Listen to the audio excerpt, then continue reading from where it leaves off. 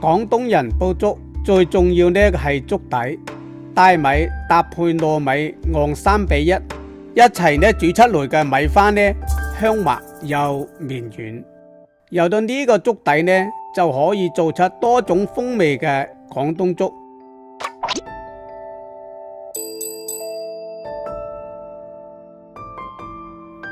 將大米同埋糯米洗乾淨，加少許嘅鹽同埋油，拌勻後冷凍一個晚上。大火燒開一鑊水，加入大米同埋糯米，不斷咁攪拌，防止佢黏底。米呢浮上來翻緊嘅時候，轉中小火繼續熬20分鐘左右，呈濃稠狀咁就可以啦。粥底熬好後，我哋就可以根據各自嘅愛好添加呢各種嘅食材。艇仔粥配料呢有10幾種，可以稱為粥中嘅佛跳牆。首先，我哋將乾貝、豬浮皮提前用溫水泡軟，切成絲；叉燒、燒鴨肉切絲。然後呢，將草魚肉洗乾淨，擦乾水分，切雙飛片。胡椒粉、鹽、花生油醃製10分鐘。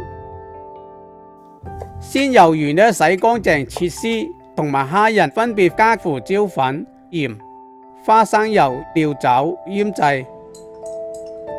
豬肉放花生油、少少鹽，拌勻醃製好。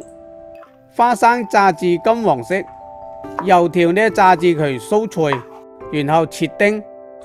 雞蛋呢打散煎成蛋皮，切成蛋絲。另呢取一個細鑊，將白粥嘅燒滾，然後放少少嘅薑絲，加入叉燒絲、浮皮絲、燒鴨絲同埋乾貝絲，攪拌均勻，煮出佢嘅香味。大火燒開後5分鐘，轉中小火，加入魷魚絲、瘦肉絲、蝦仁、魚片，輕輕咁攪散佢，加少少鹽，稍煮片刻就可以盛到碗裏面啦。放上香菜、油條丁、花生、蛋絲、蔥花，一碗熱氣騰騰嘅味道鮮美嘅艇仔粥就做好啦。如果喺屋企呢想操作比較簡單嘅生緊魚片粥同埋窩蛋牛肉粥係相當唔錯嘅選擇。生緊魚片粥，將魚肉洗乾淨，魚皮呢朝下切成雙飛薄片，加入薑絲、胡椒粉、鹽、料酒、生油，拌勻佢，醃製10分鐘。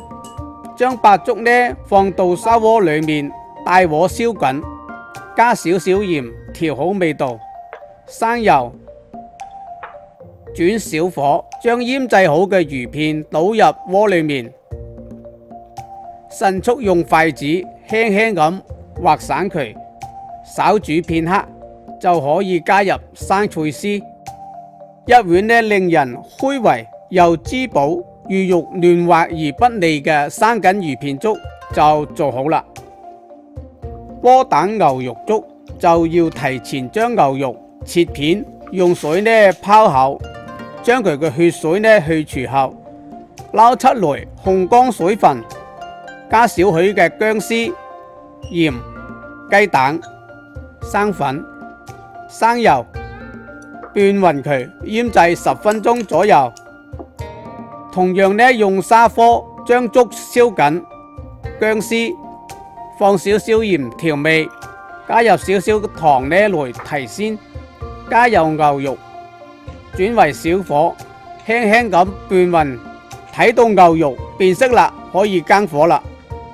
打上呢新鮮嘅雞蛋、菜心粒，撒少少呢嘅蔥花，利用砂鍋嘅原溫呢，將雞蛋呢可以燙熟。咁樣出嚟嘅牛肉呢，係保持佢嘅嫩滑，同埋營養豐富。